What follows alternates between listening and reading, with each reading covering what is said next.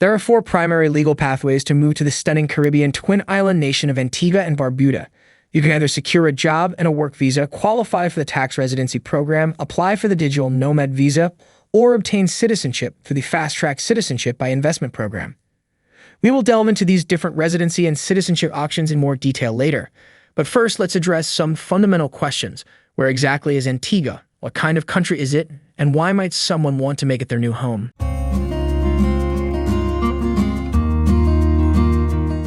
All right, let's talk about what makes Antigua and Barbuda so special.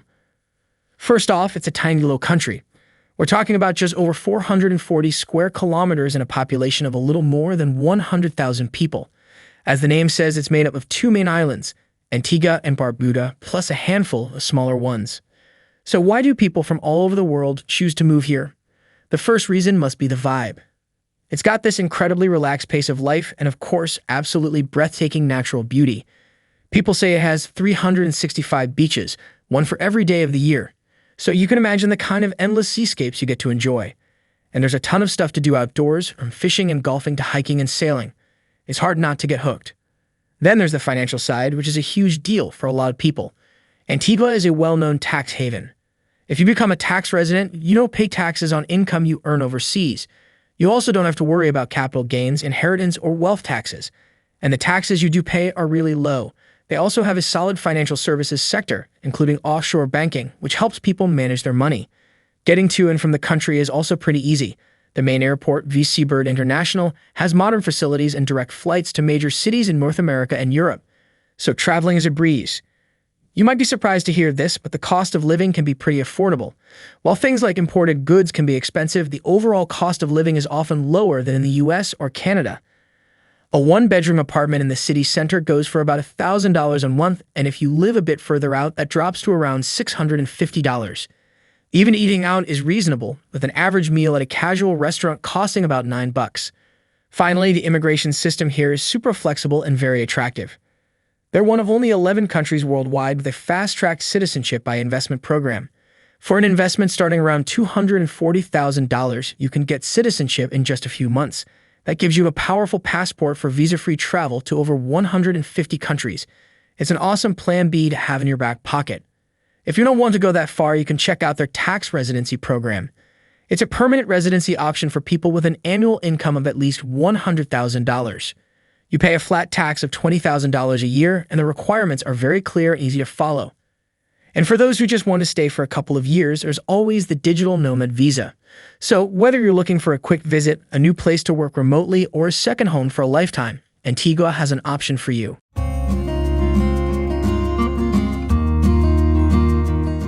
Back in October 2020, Antigua and Barbuda rolled out a new visa program called the Nomad Digital Residence, or NDR. It's basically for anyone who works remotely and makes at least $50,000 a year. The application process is super easy. The whole thing costs just one application fee, $1,500 if you're applying alone, $2,000 for a couple, or $3,000 if you have a family of 3 or more. You just hop on their official government website, create an account, and submit your application online. Usually, you'll hear back about your visa in just 7 to 14 days. You can bring your family with you, your spouse, and any kids under 18. The visa is good for 2 years, starting the day you get to Antigua. Just a heads up, it can't be renewed. So if you fall in love with a place and want to stay longer than 2 years, we'll have to look at other options like applying for an annual residence permit or the tax residency program.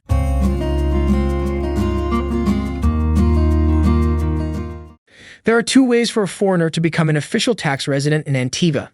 The first way, which is pretty standard everywhere, is to just live there for at least 183 days a year. The other and more interesting way is to join their special tax residency program. This program is essentially a permanent residency visa for high-net-worth individuals, especially retirees. Once you're approved, you get a permanent residence card. That means you and your family can live and work freely in Antigua, no questions asked. Now, a quick side note. While this program has been around since 1995, the government has been reviewing it. But we do know the key requirements haven't changed much. To get in, you need to have a place to live. You can either buy a property or rent one in Antigua. Spend at least 30 days a year there. This is a huge perk, as it's way less than the usual 183-day rule. You also have to prove you're not a tax resident anywhere else, meaning you spend less than 183 days in any other country. Show you have a yearly income of at least $100,000. And here's the kicker. You agree to pay a flat annual tax of $20,000 to the Antiguan government, no matter how much you earn. The application process is pretty straightforward. You'll need to gather all your paperwork. Proof of income, your passport, marriage certificate, birth certificates for your kids, and passport photos. Once you're in Antigua and have a temporary place to stay, you can submit your application. Honestly, having an immigration lawyer help you with this part makes the whole process a breeze. The whole thing is handled by the Antigua and Barbuda Inland Revenue Department, IRD. If they approve your application, you'll get your permanent residency certificate and a TIN, tax identification number right away, and just like that, you're an official tax resident.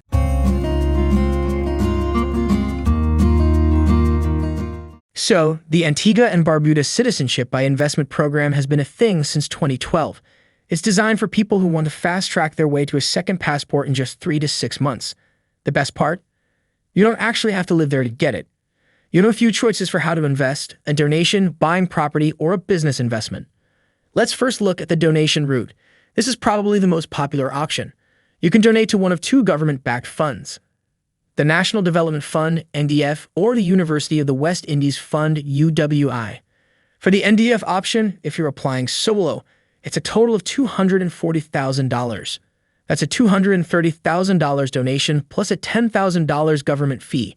For a family of 4 or less, the total cost is $250,000. $230,000 donation plus a $20,000 government fee. If your family is bigger than that, you just add another $10,000 for each extra person. The UWI fund is a great option for bigger families, specifically for 6 or more people. The total cost is $260,000. If your family is even larger than 6, you just add $10,000 for each additional person. The next one is the real estate option. With this one, you buy a government-approved property. The minimum value of the property has to be $300,000. On top of that, there are some government fees. A single person pays $10,000. A family of 4 or less pays $20,000. And for each extra family member after that, you add another $10,000. The last one is the business investment option. This one is for serious investors. You can vote alone and invest at least $1.5 million in a business project. Or you can team up with others. If you have a group of at least 2 people, you can invest a minimum of $400,000 each, as long as the total investment is at least $5 million. The government fees for the business option are the same as the real estate option. Now there's a really important detail. You can't apply for this program on your own. You have to hire a local government licensed agent. Think of them as your guide through the whole process. So your very first step is to find one of these agents. Any good immigration company will connect you with a local one. If you want to double check, you can find a list of all the official agents on the government's website. Once you've hired your agent, the process is a smooth 4-step journey. Step 1, gather your documents. Your agent will tell you exactly what you need. This includes all your personal stuff like your passport, ID, birth certificates, and photos.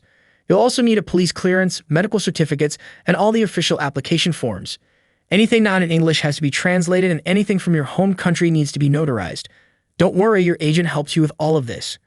Step 2, the background check. When you submit your application, you'll pay all the due diligence fees and a small part of the government fees up front. The rest you only pay if you're approved.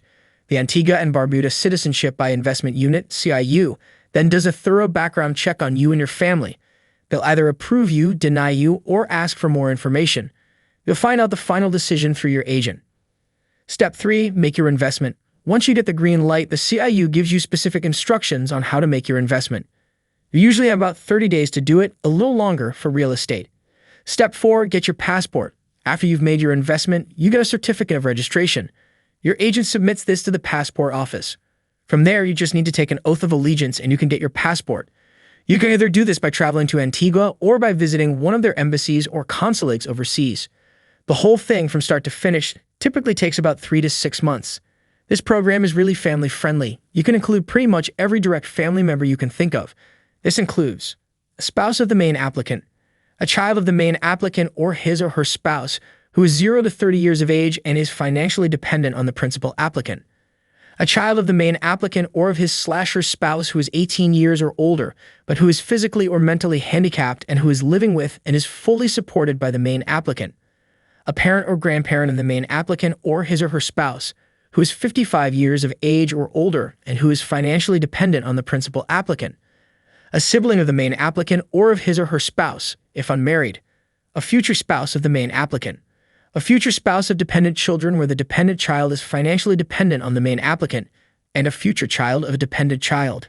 One last thing to remember, unlike some other countries, you do have to actually visit Antigua. To keep your passport, you need to spend at least 5 days in the country during your first 5 years as a citizen. It's a small requirement for such a big opportunity.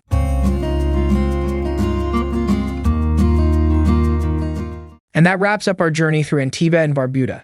If you're curious about the Caribbean or other places around the world, we're currently producing a video series called How to Get Residency in Different Countries.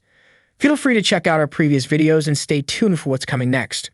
Thanks for watching, and we'll see you in the next one.